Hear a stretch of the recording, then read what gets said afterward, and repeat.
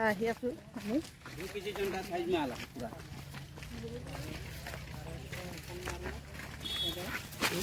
2 KG 2.5 KG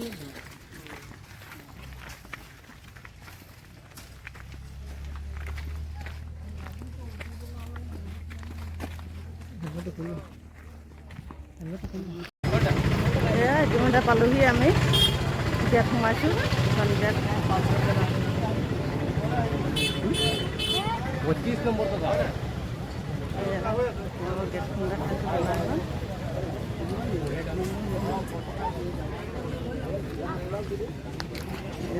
সাধারণ পথত বহি আছে